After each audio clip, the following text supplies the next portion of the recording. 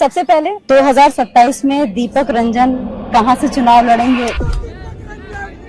तो समाजवादी पार्टी और कांग्रेस बीजेपी के ऊपर आरोप लगा रही है कि वोट चोरी किया जा रहा है। देखिए, भारतीय जनता पार्टी ने सारे हथकंडे अपना लिए और अपने इंटेलिजेंस सेंटर से उन्होंने जो रिपोर्ट मंगाई उसमें ये कि आप बिहार बुरी तरीके से हार रहे हैं, तो अब ये वोट से नहीं, ये खोट से जीतना चाह रहे हैं। तो अखिलेश जी जिन जिन पार्टियों को मौका देते हैं वो क्यों छोड़ के भाग जाते हैं? बीजेपी क्यों ज्वाइन कर ले रहे हैं? ये वही ओम प्रकाश राजभर जी जिन्होंने कहा था कि देश का पहला झूठा नरेंद्र मोदी और दूसरा झूठा जो है योगी आदित्यनाथ। ये लोग देखिए मलाई में रहने वाले, मलाई खाने वाले लोग हैं। सत्ता के साथ नाम जरूर हमारे माता पिता को दिया हुआ है, लेकिन पहचान हमें आदरणीय नेताजी और माननीय अखिलेश यादव जी की दी है, जो आज हमारी पहचान है। सरकार है हमेशा आप लोगों को कहती है कि ये गुंडों की पार्टी है। अतीक अहमद की फोटो किसके साथ वायरल हुई थी? नंद गोपाल नंदी से उनके क्या संबंध थे? कि मैं जहाँ रहता हूँ, मैं 25-30 साल से कास्ट परिवार से हम लोग आते हैं। आपने देखा होगा हमारे समाज से बहुत कम ही लोग राजनीति में। तो नेताजी ने हमेशा कहा था कि जिसको आईएएस बनना आईएएस बन जाए, जिसको डॉक्टर बनना है डॉक्टर बन जाए और जिसको इंजीनियर बनना है इंजीनियर बन जाए। इस दौर में जो पीछे छूट जाए वो हमारे साथ है, क्योंकि राजनीति देखिए एक बहुत अच्छा माध्यम है लोगों की सेवा करने। अखिलेश जी जिन जिन पार्टियों को मौका देते हैं क्यों छोड़ के भाग जाते हैं? ये तो उनकी फितरत है ना। आज तक छटपटा रहे हैं निषाद समाज को हक देने के लिए। बहन फूलन देवी को मुख्य धारा से अगर किसी ने जोड़ने का काम किया तो आदरणीय नेताजी ने किया। तो बिल्कुल हम लोग लड़ करके हम लोग चाहते हैं कि हम लोग भी एक संवैधानिक पद पे आए। हम लोग सड़क पर हम लोग आवाज उठाते हैं लोगों की। अगर हम में भी ताकत आ जाएगी हम लोग सदन में भी जाकर के हम लोग लोगों की समस्याओं का हम लोग आवाज उठाने का काम करें। हेलो दोस्तों, आप देख रहे हैं ट्रू टॉक विद शिल्पा और आज हमारे साथ इस पॉडकास्ट के जो खास मेहमान हैं, अगर बात करें तो समाजवादी पार्टी के कद्दावर नेताओं में इनका नाम शुमार है। और अगर बात करें तो समाजवादी पार्टी के राष्ट्रीय प्रवक्ता भी हैं और अगर आपने टीवी डिबेट में भी इनको देखा होगा, अपना पक्ष जो है बहुत ही मजबूती से रखते हैं। जी हाँ, हम बात कर रहे हैं दीपक रंजन जी की। दीपक जी, बहुत बहुत स्वागत है इस पॉडकास्ट में। धन्यवाद शिल्पा जी। समाजवादी पार्टी से जुड़ना कैसे हुआ आपका और समाजवादी पार्टी क्यों चूज किया आपने? देखिए, समाजवादी पार्टी 1992 में हमने 1991 में हमने लखनऊ विश्वविद्यालय में हमने एडमिशन लिया था। हाँ। और इंटर हमने महर्षि विद्या मंदिर से किया था। यही IIM रोड पे महर्षि विद्या मंदिर है, हमने वहाँ से किया था। और हम लोग माननीय नेताजी के दीवाने थे उस टाइम। हाँ। और ये पता चला कि समाजवादी पार्टी का स्थापना दिवस जो है 1992 में 5 नवंबर को, तब बेगम असतमल में पार्क हुआ करता था। हाँ। आपको याद होगा, क्लार्क हाउस के ठीक सामने। तो ये था कि वहाँ पर नेताजी का स्थापना दिवस है, नेताजी आ रहे हैं। अच्छा। तो हम लोग दीवानों की तरीके से हॉस्टल के जितने हॉस्टलर्स थे हम लोग 10-12-15 लोग हम लोग गए पहुंचे और नेताजी को हम लोगों ने सुना। और आप यकीन माने उस दिन से मैं नेताजी का चूंकि 1-to-1 मुलाकात हुई थी। हाँ। और हम लोग मंच के पास ही हम लोग थे। बेनी प्रसाद वर्मा जी थोड़ा सा उस टाइम नाखुश थे। अच्छा। लेकिन बीच बीच में नाखुश रहे हैं? हाँ, नहीं, उस टाइम थोड़ा सा नाखुश थे। उनको लग रहा था नई पार्टी बन रही है। हाँ। लेकिन नेताजी को देखिए पूर्ण विश्वास था कि हम पार्टी अगर हमने बनाई है तो इस पार्टी का भविष्य बहुत उज्जवल होगा, नौजवानों की पार्टी होगी। देखिए, नेताजी हमेशा कहते थे कि समाजवादी पार्टी नौजवानों की पार्टी है और आज और समाजवादी पार्टी में जब तक नौजवान रहेगा समाजवादी पार्टी कभी खत्म नहीं होगी। तो आपने देखा होगा 92 से लेकर के 33 ईयर्स हो गए और समाजवादी पार्टी किस तरीके से मजबूती के साथ आगे बढ़ रही है। और किस भाई नेताजी 3 बार के मुख्यमंत्री रहे, रक्षा मंत्री रहे, आदरणीय हम सबके नेता अखिलेश यादव जी मुख्यमंत्री रहे, 5 साल का उनका कार्यकाल कौन भूल सकता है। आज जहाँ पे हम लोग इत्तेफाक से आज जहाँ पे हम लोग टहल रहे हैं यहाँ पे जैसो पार्क, ये भी समाजवादी सरकार की देन है। तो हम लोग तो प्रभावित नेताजी से थे, लेकिन नेताजी हम लोग मंच नेताजी मंच पे थे और हम लोग मंच के ठीक नीचे हम लोग खड़े थे और हम बस आई कांटेक्ट करना चाहते थे कि नेताजी की नजर एक बार पड़े। अच्छा। और आप यकीन जानिए जितने देर नेताजी मंच पे थे, हाँ। कम से कम 100-150 बार मैंने उनको प्रणाम किया होगा। अच्छा। और 100-150 बार में 1-2 बार शायद उन्होंने देखा, उनकी नजर पड़ी हो। हाँ। तो नेताजी का एक अलग सा ऑरा था और नेताजी को एक उनके अंदर मैग्नेटिक पावर नेताजी के अंदर कि जो उनको देख लेता था, जो उनसे मिल लेता था, उनके तरफ खिंचता चलाता था। तो सिंस 1992 हम लोग समाजवादी पार्टी में हैं और जिस परिवार से हम लोग आते हैं, कास्ट परिवार से हम लोग आते हैं, आपने देखा होगा हमारे समाज से बहुत कम ही लोग राजनीति में। हाँ, सही बात। और हमारे माता पिता ने जब उनको बाद में पता चला कि ये समाजवादी पार्टी की राजनीति कर रहा है, क्योंकि माता पिता ने हमको भेजा था यहाँ पर पढ़ने लिखने के लिए। मेरे हर माँ बाप का सपना होता है कि सबसे पहला सपना होता है कि बेटा हमारा IAS बने, IPS बने, डॉक्टर बने, इंजीनियर बने। और मेरे पिताजी तो ये जब उनको पता चला कि राजनीति कर रहा है तो उन्होंने कहा कि हमने तो उसको भेजा था पढ़ने लिखने के लिए, कुछ पढ़ लिख करके बनता नहीं, कुछ बन पाता किसी सरकारी विभाग में, अगर ये चपरासी बन के पानी भी पिलाता तो भी मुझे गंवा रहा था, लेकिन ये राजनीति करने चला गया। अच्छा। तो 2-3 साल तक मेरे माता पिताजी ने मुझसे बात नहीं की। तब तो बड़ा स्ट्रगल करना पड़ गया। स्ट्रगल करना पड़ा था, लेकिन जब बाद में उनको पता चला कि देखिए राजनीति एक अच्छे कॉज के लिए अगर आप करते हैं, नेताजी ने हमेशा कहा था कि जिसको IAS बनना IAS बन जाए, जिसको IAS बनना IPS बनना IPS बन जाए, जिसको डॉक्टर बनना डॉक्टर बन जाए और जिसको इंजीनियर बनना इंजीनियर बन जाए। इस दौर में जो पीछे छूट जाए वो हमारे साथ है, क्योंकि राजनीति देखिए एक बहुत अच्छा माध्यम है लोगों की सेवा करने की। आपका अगर कॉज अच्छा है, अगर आपकी सोच अच्छी है, तो मैं समझता हूँ कि राजनीति बहुत अच्छी चीज़ है। और उसी उद्देश्य को लेकर के, अपने माता पिता जी की बातों को लेकर के हम लोग आगे बढ़ रहे हैं, हम लोग आगे चल रहे हैं। और माननीय, हम देखिए, हमें नाम जरूर हमारे माता पिता का दिया हुआ है, लेकिन पहचान हमें माननीय नेताजी, आदरणीय नेताजी और माननीय अखिलेश यादव जी की दी हुई है, जो आज हमारी पहचान है। हमारी, हमको इतना बड़ा पद आदरणीय अखिलेश यादव जी ने दिया, समाजवादी पार्टी ने दिया, कि जिसकी वजह से आप हमारा इंटरव्यू ले रही हैं। हम लोग को इस लायक बनाया आदरणीय अखिलेश यादव जी ने। और ना कौन पूछता हम लोग कि हम लोग यहाँ टहल घूम करके अपने बारे में बता रहे हैं और हम लोग को प्रवक्ता है ऐसा इतना जिम्मेदारी वाला पद दे रखा है। तो जाहिर सी बात है, नेताजी जो कहते हैं, तो फिर हमारे पिताजी का भी हमको बहुत सपोर्ट मिला, हमारे माताजी का बाद में सपोर्ट मिला। उनको लगा कि अगर अच्छे उद्देश्य से, अगर अच्छे कॉज से कर रहा है तो अच्छी चीज़ है, बिल्कुल आगे बढ़े। तो उस टाइम तो कल्याण सिंह जी भी थे, तो उस टाइम आप लोग का इंटरेक्शन उनसे नहीं हुआ? मतलब वो भी तो एक कद्दावर नेता में उनका नाम गिना जाता था, पूर्व मुख्यमंत्री रहे हैं, एक अच्छे, अगर कहा जाए कि हमेशा उनका कार्यकाल देखा गया है तो बहुत अच्छा कार्यकाल देखा गया है, तो उनसे इंटरेक्शन नहीं हुआ? वहाँ तक जाना नहीं सोचा आपने? नहीं, देखिए, आज दोनों लोग, हम लोग हमारे बीच में नहीं, लेकिन उनके किए हुए काम, उनके विचार से हम लोग हमेशा उनको याद करते हैं नेता। लेकिन कंपेयर करना, देखिए, दोनों बहुत बड़े नेता थे। अगर आप कंपेयर करेंगे, चूंकि हम लोग माननीय नेताजी के हम लोग करीब रहे, तो नेताजी का कोई कंपेरिजन ही नहीं है। नेता आज़ादी के पहले और सुभाष चंद्र बोस जी को लोग नेता कहते थे, और आज़ादी के बाद आदरणीय श्रद्धेय मुलायम सिंह यादव जी को लोग नेता कहते। देखिए, विधायक, सांसद और मंत्री होना बहुत आसान है। राज्यसभा पहुंचा दे कोई पार्टी, अगर आपको आज को कल चाले तो कल आपको सत्तारूढ़ दल या कोई भी पार्टी आपको राज्यसभा भेज सकती है, या हमको विधान परिषद भेज सकती है, कुछ भी कर सकती है। लेकिन नेता वो होता है जो लोगों के दिलों पे राज करता है। और माननीय मुलायम सिंह यादव जी लोगों के दिलों पे राज करते थे, तो आज भी लोगों के दिलों पे राज करते हैं। इवन जो विपक्षी पार्टी है वो भी उनका लोहा मानती है। तो अगर आप कंपेयर करिएगा तो नेताजी की तो कोई तुलना ही नहीं। तो आपको लगता है नेताजी वाली छवि आपके राष्ट्रीय अध्यक्ष अखिलेश यादव के अंदर है? कहीं कोई कमी नहीं। पर लेकिन लोग कहते हैं कि नेताजी जो सबको साथ में लेके चलते थे, अखिलेश जी के अंदर ये क्वालिटी नहीं, सबको साथ में लेके चले वो। आप कैसे कह सकती हैं? पक्ष पूरा कह रहा कि जब चाचा को नहीं, कभी आपने कल ही विधानसभा में देखा होगा कि चाचा गच्चा खा गए। हकीकत तो यह है कि आदरणीय, हम लोग के नेता आदरणीय अखिलेश यादव जी चाचा से समय समय पर राय मशवरा करते हैं, उनसे पूछते हैं, उनसे बात करते हैं, चाचा के अनुभव का लाभ लेते हैं। तो मैं नहीं समझता, ये तो भारतीय जनता पार्टी के लोग, और आप कब से भारतीय जनता पार्टी के जो स्पोक्स पर्सन हो गए, आप भारतीय जनता पार्टी की बात आप कर रही हैं कि ये तो भारतीय जनता पार्टी के लोग कर रहे हैं कि चाचा गच्चा खा गए। लेकिन ये आपके सदन में पूरा बयान दिया गया है, और हर बार मुख्यमंत्री यही कहते हैं कि चाचा को गच्चा दे दिए, चाचा को गच्चा दिए, चाचा के पास कुछ बचा ही नहीं है। देखिए, आप लोग कवर करने जाती होंगी विधानसभा, आप लोग जो है जब हाउस चलता है तो आप लोग कवर करती होंगी, उनके पास अपने 8 साल 8.5 साल के किए हुए काम को कुछ बताने के लिए है?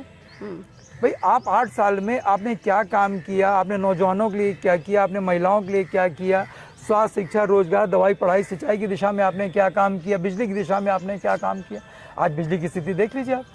तो उनके पास कुछ है नहीं बताने के लिए। वो इस तरीके की अनर्गल बयानबाजी करके सिर्फ पॉलिटिकल माइलेज और इस तरीके की जगहसाई करते हैं, अपने लोग हंसते हैं उनकी बात पे। चाचा कपाक से जवाब तो देते हैं, चाचा कहते तो हैं कि चाचा अखिलेश के थे, अखिलेश के हैं, अखिलेश के रहेंगे। चाचा पीडीए के थे, पीडीए के हैं, पीडीए के रहेंगे। ये मौका किसने दिया? समाजवादी पार्टी ने दिया ना भाई, इसको बोलने का मौका समाजवादी पार्टी ने खुद दिया ना। नहीं, देखिए, आज की तारीख में भारतीय जनता पार्टी तो परिवार को परिवार में लड़ाने में माहिर है वो। आप हर जगह देख लीजिए, आप महाराष्ट्र का देख लीजिए, आप बिहार का देख लीजिए, भारतीय जनता पार्टी ने परिवार को परिवार से लड़ाने में कोई कसर कभी छोड़ी? तो आज भी चाहते रहे, उसमें उनके मंसूबे इसमें पूरे नहीं हो पा रहे, वह लड़ा नहीं पा रहे हैं। अच्छा। कोशिश तो बहुत कर रहे हैं। चाचा भतीजे, चाचा हम लोगों के प्रिय हैं, सबके प्रिय हैं। दीपक जी, जैसे आपने समाजवादी पार्टी को बहुत समय दिया है, अभी तक आपने चुनाव लड़ने के लिए नहीं कोशिश करी, और एक लंबा टेन्योर रहा है आपके आने के बाद भी, बहुत से लोग मंत्री भी बन गए, बहुत से लोग चुनाव लड़के कहीं ना कहीं पहुंच गए, तो आपने कभी ट्राई नहीं किया कि मुझे भी चुनाव लड़ना है?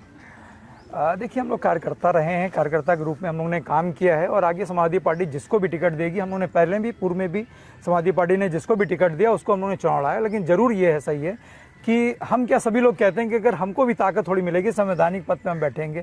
जैसे अभी हम लोगों की मदद करते हैं, तो अगर हमारे कलम में ताकत हो जाएगी, हमारे फोन में ताकत आ जाएगी, तो निश्चित रूप से हम लोगों की और मदद कर पाएंगे, हमारे मदद करने का विस्तार और बढ़ेगा हमारे इसका। तो हम चाहते हैं कि निश्चित रूप से 2022 में भी हमारी इच्छा थी, नॉर्थ कॉन्स्टिट्यूंसी है यहाँ पर, लेकिन आदरणीय अखिलेश यादव जी ने वहाँ पर जो है टिकट किसी और का हो गया था, हम लोगों ने लड़ाया, खैर दुर्भाग्यवश हम लोग वहाँ पे सीट नहीं निकाल पाए। और आगे भी अगर हमको मौका मिलेगा, आदरणीय अखिलेश यादव जी हम लोगों को टिकट देंगे, तो बिल्कुल हम लोग लड़ करके, हम लोग चाहते हैं कि हम लोग भी एक संवैधानिक पद पे आए। हम लोग भी सदन से लेकर हम लोग सड़क पर हम लोग आवाज़ उठाते हैं लोगों की, हम लोग भी सड़क से लेकर के सदन तक हम लोग नारे तो देते हैं। अगर हम में भी ताकत आ जाएगी तो हम लोग सड़क में तो उठा ही रहे हैं, हम लोग सदन में भी जा करके हम लोग लोगों की समस्याओं का हम लोग आवाज़ उठाने का काम करेंगे। अखिलेश यादव कहते हैं कि एक टीम को साथ में लेके चलते हैं, जो टीम है वो उनको फैक्ट्स नहीं बताती है, जिससे वो नीचे ग्राउंड लेवल की चीज़ें नहीं देखते हैं। ऐसा है क्या? देखिए, हम आप यहाँ पर इंटरव्यू कर रहे हैं, हाँ। या पॉडकास्ट कर रहे हैं, जो भी आप इसको नाम दीजिए, हाँ। हो सकता है शायद उनके पास इसकी खबर पहुँच गई हो। अच्छा। हमारे राष्ट्रीय अध्यक्ष जी का इंटेल जो है इतना तेज है और उनको कभी किसी की जरूरत भी नहीं पड़ती। हाँ, ये सही कि कभी ऐसे मान लीजिए कि शहर में है, नहीं है चीज़ें, शहर से बाहर है, कहीं सहारनपुर में, कोई आजमगढ़ में है, अगर उनको कोई चीज़ वहाँ से कोई आम सा कार्यकर्ता भी या बूथ का अध्यक्ष भी अगर, क्योंकि नंबर माननीय राष्ट्रीय अध्यक्ष जी का नंबर जो है वो पब्लिक है, सबके पास है, उन्होंने उसको हाइड करके नहीं रखा हुआ और उस पर रिस्पॉन्ड भी करते हैं। अगर किसी ने, बूथ के एजेंट ने या बूथ के कार्यकर्ता ने, बूथ अध्यक्ष ने भी अगर उनको किसी चीज़ को भेजा है तो उसको भी अगर समझ में आता है तो उसको भी जो है माननीय राष्ट्रीय अध्यक्ष जी जो है उसको अपने एक्स पे पोस्ट करते हैं। या अगर किसी की कोई समस्या है, वहाँ के कप्तान को फ़ोन करना है, डीएम को फ़ोन करना है, तुरंत फ़ोन करते हैं राष्ट्रीय अध्यक्ष जी। तो राष्ट्रीय अध्यक्ष जी देखिए, उनको कभी किसी चीज़ की कोई बहुत ऐसा नहीं है कि अच्छा, वो सुनते सबकी हैं, लेकिन जो चीज़ें समझने वाली होती हैं, जो चीज़ लेने वाली होती हैं, जो चीज़ करने वाली होती हैं, वो उनकी बात को समझते हैं, लेकिन निर्णय खुद से ही लेते हैं। तो जैसे आपका जो करियर रहा है समाजवादी पार्टी के साथ, 2018 में जिस तरीके से शत्रुघ्न सिन्हा को कहा जाता है कि आप ही ने पूरा मतलब यहाँ पर होल सोल उनका काम देखा, उसके पीछे का एक बार लोगों को बताइए कि आपका क्या स्ट्रगल रहा, किस तरीके से आपने उनकी चीज़ों को मैनेज किया। हाँ, नहीं, बिल्कुल सही कह रही हैं। देखिए, ऐसा था कि 2018 में 11 अक्टूबर 2018 को श्रद्धेय जो है लोकनायक जयप्रकाश नारायण जी की जयंती होती है। अच्छा, ठीक है। और लोकनायक जयप्रकाश नारायण जी जो है उनको लोकनायक इसीलिए कहा जाता था कि वो समाजवादी संत थे और बहुत से लोग उनके जेपी आंदोलन की कोख से पैदा हुए। जितने भी आपने देखा होगा कि चाहे वे नेताजी हों, लालू जी हों, जेपी आंदोलन से बहुत लोग जुड़े रहे। तो हमारे मन में आया कि क्योंकि इतना अच्छा जेपी एनआईसी समाजवादी पार्टी की सरकार की देन है, जिसकी सरकार ने दुर्दशा कर रखी है, तो वो इंटरनेशनल लेवल का कन्वेंशन सेंटर बना था। तो हम चाहते थे कि आदरणीय लोकनायक जयप्रकाश नारायण जी का एक कार्यक्रम हो यहाँ पे। मैंने राष्ट्रीय अध्यक्ष से बात की, मैंने कहा इन लोगों को मैं बुलाना चाहता हूँ।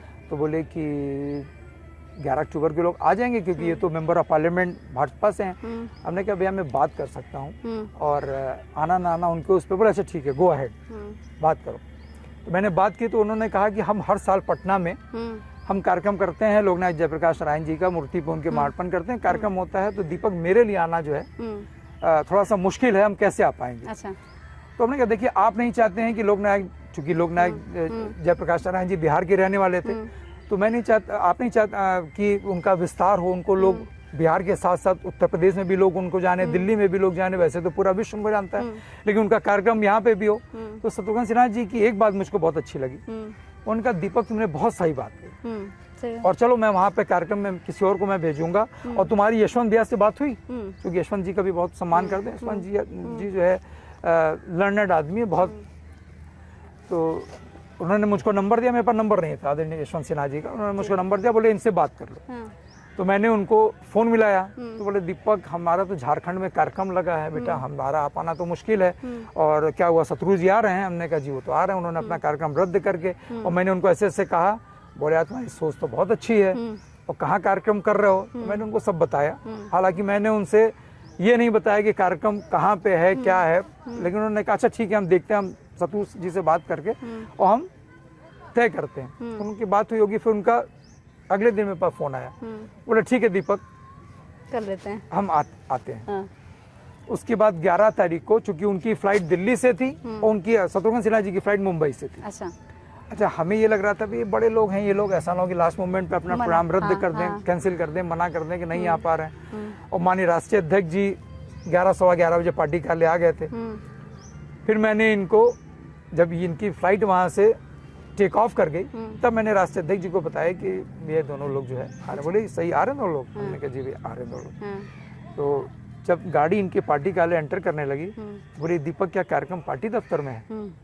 तो हमने कहा कि पार्टी दफ्तर क्या कहीं पर भी हो, उसमें क्या? बोला चलो ठीक है कोई बात नहीं। ये दोनों लोग राज्यसभा रहते हुए और member of parliament Bharatiya Janata party का होते हुए ये लोग जो है पार्टी कार्यालय आए, इन्होंने कार्यक्रम किया।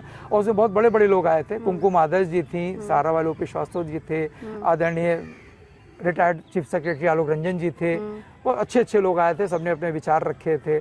जस्टिस साहब थे, जस्टिस वर्मा जी थे, माथुर साहब थे जो जस्टिस रहे हैं। तो इन लोगों ने सबने जयप्रकाश नारायण जी के बारे में बताया और अच्छा कार्यक्रम हुआ। उसके बाद से आपने देखा होगा कि हर वर्ष जो है हम लोग जाते हैं मार्पण करने का काम करते हैं। जेपीएनआईसी में इतनी अच्छी कास्ट आयरन की मूर्ति लगी हुई है। देखिए, समाजवादी पार्टी ने सदैव महापुरुषों का सम्मान किया और मैं समझता हूँ कि महापुरुषों का सम्मान करने से दुनिया की कोई ताकत किसी को नहीं रोक सकती। लेकिन ये आताताई सरकार जो है ये हम लोग को वहां पर मार्पण करने से भी रोक रही थी, लेकिन रोक नहीं पाई। हम लोग हमारे आदरणीय राष्ट्रीय अध्यक्ष अखिलेश यादव जी ये जेपीएनआईसी की इतनी ऊंची बाउंड्री वॉल जो कूद करके गेट कूद करके, जबकि इन्होंने जो है टीन की चादरें लगा रखी थी, उसके बावजूद कूद करके राष्ट्रीय अध्यक्ष जी जो है वो अंदर गए। हम लोग ने मार्पण करने का काम किया और हर वर्ष हम लोग करते हैं वहाँ पे। लेकिन जिस तरीके से जो सरकार है हमेशा आप लोगों को कहती है कि ये गुंडों की पार्टी है, माफियाओं की पार्टी है, और हमेशा क्योंकि अतीक अहमद से लेके मुख्तार अंसारी को लेकर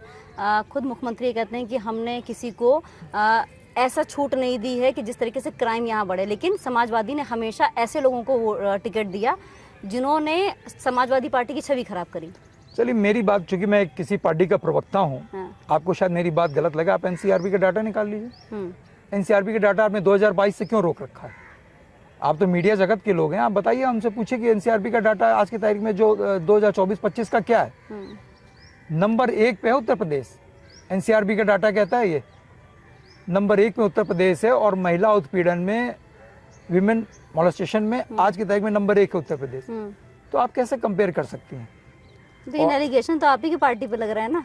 नहीं, एलिगेशन तो लगाना देखिए उनका काम है। मुख्तार अंसारी की जिस तरीके से मुख्तार अंसारी के अतीक अहमद की फोटो किसके साथ वायरल हुई थी? नंद गोपाल नंदी किसके मंत्री हैं? टिकट तो आप पार्टी से मिल रहा था ना? टिकट पार्टी से जब मिला था उनको कानपुर से, तो टिकट उनका कहाँ कंटिन्यू हुआ? राष्ट्रीय अध्यक्ष जी उनका टिकट काटा था या नहीं काटा था? और उसके बाद अपना दल एस के साथ, अपना दल एस के तो प्रदेश अध्यक्ष रहे, आज अपना दल एस को क्यों उन्होंने जो है गले लगा रखा है? आज क्यों उनके अनुप्रिया पटेल जी के हस्बैंड जो है मंत्री हैं और वो केंद्रीय मंत्री हैं? तो किसकी पार्टी में थे अतीक अहमद जी? नंद गोपाल नंदी से उनके क्या संबंध थे? उसको भी उजागर करें ना। और फिर कस्टोडियल डेथ में, जुडिशियल डेथ में और पुलिस कस्टडी में जिस तरीके से हत्या हो जा रही है, तो उसका जिम्मेदार कौन है? इसका मतलब आप बहुत सी चीजें आप छुपाना चाहते थे कि आपके लोगों के नाम ना आ जाएं, इनके मंत्री के नाम ना आ जाए, मंत्री का कितना पैसा लगा हुआ अतीक अहमद के साथ, ये सारी चीजें ना उजागर। आपने जो है आनंद फाना में उनको गन पॉइंट पे मार दिया या मरवा दिया उनको।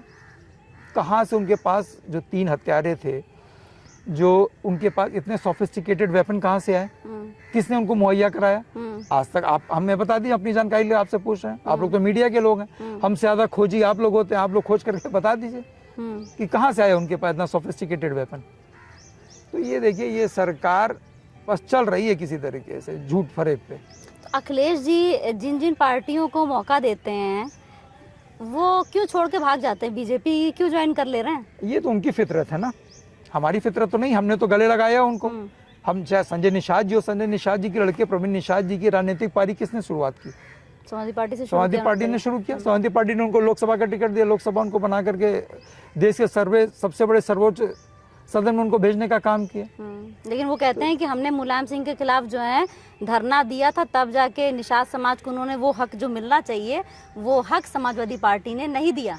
आज तक छटपटा रहे हैं निषाद समाज को हक देने के लिए। बहन फूलन देवी को मुख्य धारा से अगर किसी ने जोड़ने का काम किया था तो आदरणीय नेताजी ने किया था। सदन में तो कह रहे हैं विपक्ष ने मरवा दिया फूलन देवी को संजय निषाद। तो उसका जवाब भी तो हमारे एलओपी ने दिया। माधव प्रसाद पांडे जी का जवाब ने नहीं सुना। तो चिल्ला रहे हैं उनको, उनका जो स्पीकर है वो उनको मना कर रहे हैं। सतीश महाना जी कह रहे हो गया, आपका समय खत्म हो गया, बैठ जाइए, वरना आपका माइक बंद करना पड़ेगा। तो ये तो इज्जत रह गई लोगों की। ये तो रात में कुछ और कहते हैं, सुबह कुछ और कहते हैं। लोग बार्गेनर लोग हैं, बार्गेन करते हैं और सरकार के ऊपर अननेसेसरी का अपना नंबर बढ़ाना चाहते हैं। इनके पास देखिए, जिस तरीके से भारतीय जनता पार्टी एक झूठी पार्टी है, उसी तरीके से इनके सहयोगी दल भी जो झूठे हो चुके हैं। फूलन देवी जी को जिस तरीके से मुख्य धारा में लाने का काम आदरणीय नेताजी ने किया, समाजवादी पार्टी ने किया, किसी पार्टी की हिम्मत थी? वो तो पूरी तरीके से आइसोलेट हो गई थी। जिस तरीके से उन्होंने प्रताड़ना झेली, जिस तरीके से उन्होंने उत्पीड़न झेला, उनको मुख्य धारा में कौन लेकर गया? उनको आगे किसने बढ़ाने का काम किया? किसकी पार्टी थी, किसकी सरकार थी? नेताजी ने तो किया। नेताजी का पुराना आप उनका बयान देख लीजिएगा। नेताजी ने सभा में कहा था कि भले मैं चुनाव हार जाऊं लेकिन फूलन देवी चुनाव नहीं हारनी चाहिए, क्योंकि इन्होंने बहुत झेला, इन्होंने बहुत सहा। अब इनका समय चला गया सहने का। देश के सर्वोच्च राजभर जी से भी मेरी बात हुई, एक मैंने उनका पॉडकास्ट किया तो उन्होंने भी ये बोला कि अखिलेश यादव ने उनको तलाक दे दिया। जब उन्होंने तलाक दिया तो उन्होंने कबूल कर लिया। तो अखिलेश यादव तो कह रहे हैं खुद भगा रहे हैं पार्टी से, वो खुद ही नहीं चाहते कि हमारे साथ हो रहे हैं। अब देखिए ओम प्रकाश राजभर जी जिसके साथ है उन्हीं की बोली भाषा तो बोलेंगे। कास्ट सेंसस हमारे साथ कई मुद्दों पे आए थे, वो आज के मुद्दे हो गए। जिस पार्टी में गए हैं, आप जिस पार्टी में गए आप देख लेना क्या हश्र है उनका, लड़के की स्थिति क्या रही। भाई अरविंद राजभर को टिकट दिलाने में तो कामयाब हो गए ये, तो इनका जनता के वोट से जिताने में कामयाब हो पाए। तो ओम प्रकाश राजभर जी कब किसको क्या गाली देते हैं, ये वही ओम प्रकाश राजभर जी जिन्होंने कहा था कि देश का पहला झूठा जो है वो नरेंद्र मोदी और दूसरा झूठा जो है योगी आदित्यनाथ है। लेकिन अब वो कह रहे हैं फेवरेट नेता हैं। कौन? दोनों ही फेवरेट नेता हैं। और यूपी में मायावती जी को बताया उन्होंने फेवरेट नेता। इसीलिए तो मैं कह रहा हूँ कि ये कब क्या किसको पलटने में और अपनी बात इधर उधर करने में इनकी कोई सानी नहीं है। ये बड़े बड़े लोगों को उन्होंने मात दे रखा है, तो इनको पानी पी पी करके बोरा भर भर करके इन्होंने भारतीय जनता पार्टी के लोगों को गालियां दी। और आज उनके क्या ऐसी भारतीय जनता पार्टी की मजबूरी है कि इनको मंत्री भी बनाए हो, उनको अपना सहयोगी दल भी बनाए हो। अब लेकिन अगर समाजवादी पार्टी आएगी तो फिर से ये लोग वहाँ पे भी जा सकते हैं ना। अखिलेश जी उनको फिर से मौका दे देंगे। जब आप ये कह रहे हैं कि ये कभी इधर चले कभी उधर चले जा रहे हैं, तो जब समाजवादी पार्टी की अगर इनके सरकार बनती है देखिए समाजवादी पार्टी जो है आपकी आज की तारीख में ऐसे लोगों को पूरी तरीके से समझ चुकी है। अगर ये समाजवादी विचारधारा से जुड़ना चाहते हैं तो आज अपना सबसे पहले तो इस्तीफा दे अपने घटक दल से, एनडीए से, और आए हमारे साथ कंधे से कंधा मिला करके चलें। आज की तारीख में उत्तर प्रदेश की जो समस्याएं हैं हमारे साथ आए, कल आए पार्टी कर ले और कहें कि अभी 1.5 साल की सरकार है, 1.5 साल में जो भी सरकार की कुनीतियां हैं हम उसके खिलाफ आपके साथ हैं। आए ना हमारे साथ, आना है तो आ जाए। उसके बाद अब राष्ट्रीय अध्यक्ष जी पूरी तरीके से समझ चुके हैं कि इन लोगों की क्या है। ये लोग देखिए मलाई में रहने वाले, मलाई खाने वाले लोग हैं सत्ता के साथ, लेकिन अब इनकी जो है दाल गलने वाली नहीं, खासतौर से समाजवादी पार्टी में तो नहीं गलने वाली। जैसे समाजवादी पार्टी और कांग्रेस दोनों बीजेपी के ऊपर आरोप लगा रही है कि वोट चोरी किया जा रहा है, तो वोट चोरी ये अभी अचानक से निकल के आया? इसके पहले जब समाजवादी पार्टी की सरकार बनी, जब कांग्रेस ने 99 सीटें जीती, भाई अखिलेश जी ने यहाँ से 37 सीटें जीती, तो तब ये वोट चोरी का मुद्दा नहीं निकल के आया। अचानक से वोट चोरी क्यों होने लग गया भाई? देखिए भारतीय जनता पार्टी ने सारे हथकंडे अपना लिए और अपने इंटेलिजेंस सेंटर से उन्होंने जो रिपोर्ट मंगाई उसमें ये कि आप बिहार बुरी तरीके से हार रहे हैं, तो अब ये वोट से नहीं ये खोट से जीतना चाहते हैं। भाई अगर आपने चुनाव आयोग ने कहा ना कि 65 लाख वोट जो इनवैलिड है, गलत तरीके से बने, 1 साल पहले वही वैलिड थे, और 65 लाख को अगर आप डिवाइड कर दिए, 40 लोकसभा सीटें हैं ना, तो पहले 40 सांसदों का आप इस्तीफा दिलाइए।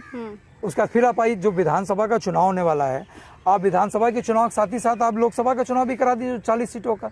आप शुरुआत वहां से कराइए। भाई 1 साल पहले वो वोट वैलिड थे और 1 साल के अंदर अंदर जब आपको लग रहा है, तो जिस तरीके से वहां पर फर्जीवाड़ा चल रहा है, वोटों की चोरी हो रही है, तो ये ठीक नहीं है, लोकतंत्र में ये उचित नहीं है। तो उसमें आप लोग भी तो जीते हैं ना, आप लोग की पार्टी भी तो 37 सीटें उसी में जीत कर आई है यूपी से। तो यूपी अभी तो इन्होंने शुरुआत की ना वहाँ पर। नहीं, बिहार में तो आप एक बात कह रहे हैं कि अब ये नाम कटे ये लोगों के, ये नाम तो उसमें तो माननीय सर्वोच्च न्यायालय ने भी कहा कि आप सार्वजनिक करिए नाम, आप डिस्क्लोज कीजिए। जिन लोगों के नाम कटे हैं तो आप उनको डिस्क्लोज क्यों नहीं कर रहे हैं? भाई इनको तो अनुराग ठाकुर जो इनके पूर्व केंद्रीय मंत्री रहे हैं, जिनके सांसद इनकी पार्टी के यूथ के प्रेसिडेंट भी रहे हैं, वही उनके ऊपर आरोप लगा रहे हैं, वही कह रहे हैं भारतीय जनता पार्टी। भाई 2 दिन के अंदर तो चुनाव आयोग इनको सारा डाटा प्रोवाइड कर दे रहा है, और 6 साल से इंडिया ब्लॉक जो है मांग रहा है इनसे, वो आप डाटा प्रोवाइड नहीं कर पा रहा चुनाव आयोग। चुनाव आयोग क्यों भागा फिर रहा है? भाई इतने मोर देन 300 सांसद आपसे मिलने के लिए जा रहे हैं, आप सांसदों से मिल नहीं रहे, आप बैरिकेडिंग लगा दे रहे हैं, आप पुलिस को आगे कर दे रहे हैं। आपके अंदर अगर डर भय नहीं है तो आप क्यों नहीं मिल करके आप सारी बातें कर रहे हैं? आप उनको बताने का काम क्यों नहीं कर रहे हैं कि कहाँ से वोट जो है? अच्छा, फिर आप कह रहे हो कि घुसपैठिए आ गए। सरकार किसकी है? बॉर्डर फोर्सेस किसके पास है? बॉर्डर सिक्योरिटी किसके पास है? कहाँ से आगे घुसपैठिए? 11 साल से आपकी सरकार है, आप विपक्ष में नहीं हो। 11 साल से अगर आप सत्ता में हो और अगर घुसपैठिए आ रहे हैं तो ये नाकामी किसकी है? फेलोटी किसकी है ये? तो ये सरकार हर मोर्चे पे देखिए फेल है। अखिलेश यादव अचानक से ईवीएम पे क्यों भरोसा नहीं है? अरे अपनी सरकार में जी तब तो भरोसा था, और जब भाजपा की सरकार है तो ईवीएम पे भरोसा देखिए नहीं जितने भी डेवलप्ड कंट्रीज हैं ना, हाँ। ठीक है, हमारा हिंदुस्तान डेवलप हो रहा है, हमें फख्र है हाँ। और आगे और डेवलप होना चाहिए। हालांकि जब से भारतीय जनता पार्टी की सरकार बनी है हाँ। तब से वादे बातें तो बहुत किया भारतीय जनता पार्टी ने, लेकिन उसको इम्प्लीमेंट नहीं कर पाए, उसको अमली जामा नहीं पहना पाए। हाँ। जितने भी डेवलप्ड कंट्रीज हैं कहीं पे ईवीएम से वोटिंग होती है। हाँ। यूएस में भी ऑप्शन है आपके पास कि या तो आप बैलेट से वोट करिए या आप ईवीएम से वोट करिए। हाँ। हम ईवीएम से जीतेंगे और फिर हम ईवीएम हटाएंगे। ठीक है, अब की बार हम नहीं, लेकिन उत्तर प्रदेश में आपने देखा होगा किस तरीके से समाजवादी पार्टी ने जो है इनका सुपड़ा साफ करने का काम किया। 2012 में ईवीएम से सरकार बनी थी समाजवादी पार्टी की। अरे तो ईवीएम से सरकार इतना एक लहर थी कहा जाए तो एक ह्यूज वोट मिला था समाजवादी पार्टी को। देखिए शिल्पा जी, ईवीएम के ऊपर जो आज की तारीख में लोग आरोप लगा रहे हैं, खासतौर से हम लोग आरोप लगा रहे हैं, तो हम तो तथ्यों के आधार पर आरोप लगा रहे हैं ना। उस पर टेम्परिंग, जिस कोई चाहे मोबाइल हो या कोई भी मैकेनिकल चीजें, अगर उसमें टेम्परिंग हो सकती है तो ईवीएम में क्यों नहीं हो सकती? हम उसका दुरुपयोग नहीं करते, ये लोग उसका दुरुपयोग करते हैं। हम लोग कोई अगर अच्छी, मान ली इलेक्ट्रॉनिक वोटिंग मशीन अगर आया है, आपका समय बच रहा है तो आप उसका सदुपयोग करिए ना। लेकिन भारतीय जनता पार्टी सत्ता में बने रहने के लिए उसका दुरुपयोग कर रही है। हम चाहते हैं वो दुरुपयोग खत्म हो। ईवीएम अगर आप नहीं हटा पा रहे हैं तो उसका दुरुपयोग तो खत्म कर दीजिए। आपने खुद देखा होगा कि बहुत सी ऐसी चीजें निकल कर गई कि वोट हम डाल रहे हैं कहीं और वोट जा रहा है कहीं और। वीवीपैट मशीन को आप कंपलसरी क्यों नहीं कर दे रहे हैं? कितने जगह वीवीपैट मशीनें लगती हैं भाई, वीवीपैट मशीनों का मिलान आप क्यों नहीं करते हो? इक्का दुक्का जगहों पे आप कुछ बूथ छोड़ करके आप वीवीपैट मशीन लगाते हो। गांव देहात में कहाँ वीवीपैट मशीन लगती है? आप मिलान क्यों नहीं करते उसका? तो दुरुपयोग कर रहे हो ना आप उसका। अभी अजय राय जी भी कह रहे हैं कि हम तो प्रधानमंत्री के अगेंस्ट जीत चुके हैं बनारस से। बिल्कुल भाई, आप ही वो ने तो कहा, पूरा कैंपेनिंग चला रहे हैं कि आप ही ने कहा ना, तो जाहिर सी बात है ये तो वोट की चोरी से जीते हैं ना। ये भाई तो वोट की चोरी से जीते हैं। बनारस में ऐसा कुछ तो अभी नहीं निकल कर आया ना कि वोट की चोरी हुई कि नहीं हुई। हर जगह देखिए जहाँ पर ये लोग जीते हैं, इन्होंने पूरा अपना उसका जो है, इन्होंने आप देखिए ना 11:30 बजे तक तो ये पीछे चल रहे थे प्रधानमंत्री जी। उसके बाद एकदम से जो है वोटिंग रोक दी गई, कई राउंड की वोटिंग रोकी गई और उसके बाद एकदम से जो है आप 6ठे 7वें राउंड के बाद आप सीधे 15वें 16वें राउंड का काउंटिंग का बता रहे हो, डिस्क्लोज कर रहे हो कि इतने वोट से प्रधानमंत्री जी। जो पीछे चल रहा था अचानक 14वें राउंड में इतना आगे हो जाएगा। और जीते कितने से? जो सपना देख रहे थे 10 लाख वोट से जीतने का, वो किसी तरीके से लाख सवा लाख वोट से जीत पाए हैं। 2027 में दीपक रंजन कहां से चुनाव लड़ेंगे, इस बार कुछ टिकट के लिए आसार हैं? कुछ अखिलेश जी से इस पर बात हुई है आपको लेकर? कोई तैयारियां चल रही है क्या? देखिए मैं जहाँ रहता हूँ, मैं 25-30 साल से अलीगंज में मैं रहता हूँ। हमारी कॉन्स्टिट्यूंसी नॉर्थ कॉन्स्टिट्यूंसी, कोई बात तो हमारी नहीं हुई है, लेकिन हमारी इच्छा है कि हम वहीं से चुनाव लड़ें। उत्तर विधानसभा है और अगर माननीय राष्ट्रीय अध्यक्ष जी का आशीर्वाद हुआ, माननीय राष्ट्रीय अध्यक्ष जी अगर हमको कहेंगे चुनाव नहीं लड़वाना है, तुमको चुनाव लड़वाना है, तो हम लोग हर तरीके से तैयार हैं। कभी आपने ये नहीं कहा कि हम इतने दिन से जुड़े हुए हैं, हमको चुनाव लड़वा दीजिए? इतने लोग का मौका दे रहे हैं, अपने से ऊपर देखिएगा तो हमेशा खुश रहिएगा। हमसे बड़े पुराने लोग पड़े हुए हैं। अच्छा, उनको देखिएगा तो हमेशा खुश रहिएगा। तो यार आदमी का सपना होता है, हर आदमी बिल्कुल इच्छा होती है, जो आदमी राजनीति करता है वो विधायकी तक नहीं हो तो मुख्यमंत्री प्रधानमंत्री तक का सपना देखता है। अब साकार कहाँ तक होता है ये तो देखने वाली बात है ना। बिल्कुल हम चाहते हैं, हमने आपसे पहले भी कहा कि हम लोग भी चाहते हैं कि मुख्य धारा से हम लोग भी जुड़ करके संवैधानिक पद पे हम लोग पहुंचे और हम लोगों की ज्यादा मदद कर सके, लोगों की ज्यादा सेवा कर सके। चलिए, मैं चाहती हूँ कि आप आने वाले समय में, अब मैं जब आपका इंटरव्यू लूं तो आप विधायक बन के मुझे इंटरव्यू दें। चलिए बहुत बहुत धन्यवाद। अभी 1.5 साल में बहुत से मुद्दे आएंगे हमारे, अगर आप चाहिए तो फिर हम लोग इंटरव्यू लूंगी, लेकिन मैं चाहती हूँ विधायक बने तो कम से कम जरूर आपका इंटरव्यू लूंगी। विधायक वाली मिठाई में आपको अलग खिलाऊंगा। जी बहुत बहुत धन्यवाद दीपक जी इस पॉडकास्ट में शामिल होने के लिए। तो ये थे दीपक रंजन जी, जो कि आज अपना अनुभव बता रहे थे कि किस तरीके से इन्होंने स्ट्रगल किया है और समाजवादी पार्टी के लिए हमेशा जैसे ये पहले लड़ते रहे हैं और आगे भी हमेशा समाजवादी पार्टी के लिए खड़े रहेंगे।